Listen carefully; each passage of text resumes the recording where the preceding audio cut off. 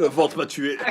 Le 12 janvier 2010, Haïti a subi un tremblement de terre qui a fait des centaines de milliers de morts et plus d'1,5 million de sans-abri. Et au final, qu'est-ce qu'ils ont eu? Un remake de We Are the World et quelques maisons construites, mais aussi rapidement qu'une maison bled. Aujourd'hui, on va voir ensemble comment ce qui aurait dû être la plus grande opération de reconstruction de la perle des Antilles s'est finalement terminé en une escroquerie et en un scandale international. Et évidemment, tout ça après générique.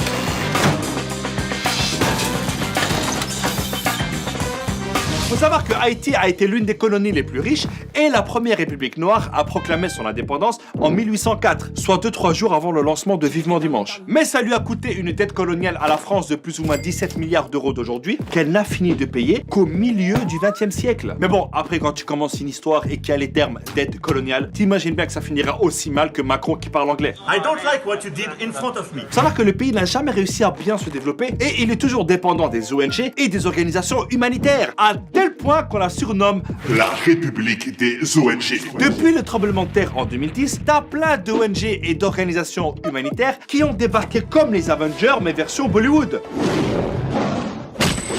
Parce que t'en as plein qui ont fait des trucs sans logique, sans coordination et énormément d'argent a disparu. Et croyez-moi, c'était pas la faute de Carlos Ghosn.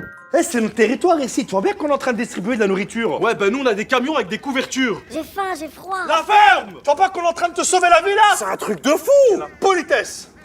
Bon, qui a faim? Qui a froid? Le gros problème aussi, c'est que t'as des humanitaires qui se sont crus tout permis. Les gars, on n'est pas à la police ici, hein. Il y a des règles. Par exemple, Oxfam avait des employés qui ont organisé des orgies avec des prostituées. C'est quand même triste pour une ONG reconnue pour son excellent travail. T'as aussi les casques bleus de l'ONU, censés protéger la population après le tremblement. Ben les mecs, ils ont apporté le choléra avec eux. Ça a fait plus de 10 000 morts et 800 000 malades. Et encore, il a fallu du temps pour que l'ONU reconnaisse son erreur. Et puis t'as des gentils ONG qui ont distribué de la nourriture sans penser aux agriculteurs locaux. Comment tu veux que le paysan vend ses légumes quand en face t'as un mec qui vend tout gratuit? Mais la médaille d'or du grand n'importe quoi revient à la Croix-Rouge américaine. Elle a recueilli 488 millions de dollars de dons jusqu'en 2015 et elle a été accusée de n'avoir construit que 6 maisons. Les gars, Haïti, c'est un pays. C'est pas un Monopoly. T'as aussi l'agence américaine d'aide au développement qui a débloqué 2,5 milliards de dollars d'aide. Et bien sur tout ça, il n'y a que 2,6% qui a été versé directement aux entreprises ou associations haïtiennes. Le reste...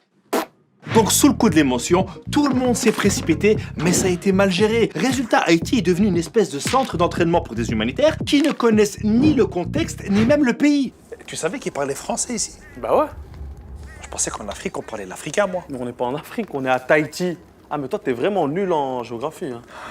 On en apprend tous les jours. Hein. Vous avez faim, monsieur? Non, non, non, non, il a froid, il a froid. Et avec tout ce gâchis, tu dois encore rajouter la corruption généralisée des dirigeants. La Cour des comptes haïtienne vient de remettre un rapport sur le plus grand scandale de détournement d'argent de l'histoire d'Haïti, concernant l'affaire du Petro-Caribé et le détournement de 3,8 milliards de dollars qui a impliqué 4 présidents et 6 gouvernements. Du favoritisme, des contrats sans obligation, des budgets doubles, une quinzaine de ministres et même l'actuel président Jovenel Moïse sont pointés du doigt. Le grand pillage est arrivé. Le président Moïse est rejeté par tous les partis et la population. Donc d'un côté, t'as un Moïse qui divise la mer en deux pour faire passer son peuple, de l'autre t'en as un qui divise le peuple pour faire passer l'argent. Jean-Michel, jeu de mots?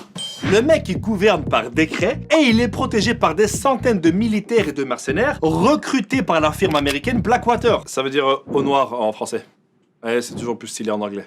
10 ans après le tremblement de terre et l'intervention internationale, le pays s'est encore plus appauvri et la criminalité a explosé. Le peuple haïtien proteste depuis 2 ans contre l'injustice et la classe politique corrompue. Ah, là-bas, c'est pas des gilets jaunes qui doivent être distribués, hein, mais des gilets pare-balles. Avant le séisme, Haïti était classé 149e sur 182 selon l'indice de développement humain. Aujourd'hui, malgré toute cette aide humanitaire, le pays est classé 168e. Et il y a toujours des problèmes d'insécurité, de maladies et il manque de tout. Je pense pour sortir de ça, il faudrait une vraie enquête. Et quand je te parle d'enquête, je te parle pas d'un sondage fait par des ONG à la sortie d'un métro, mais d'un vrai bail à l'échelle internationale pour savoir qui sont les responsables de ce pillage. Je pense que la France devrait aussi revoir son histoire et rembourser sa dette d'indépendance à Haïti. ce qui, je pense, lui permettrait de s'en sortir un peu mieux. Notre présence ici n'a pas laissé que de bons souvenirs. Nous, on est avec le peuple.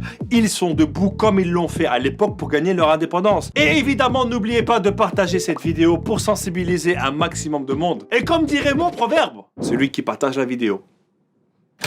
Attendez, c'est encore moi. Et non, c'est pas une pub pour vous demander de vous abonner ou alors pour regarder un autre épisode, non. Par contre, si vous voulez le faire, vous pouvez cliquer là pour vous abonner et regarder un autre épisode là. Faites-le. Je vous attends. J'ai tout mon temps.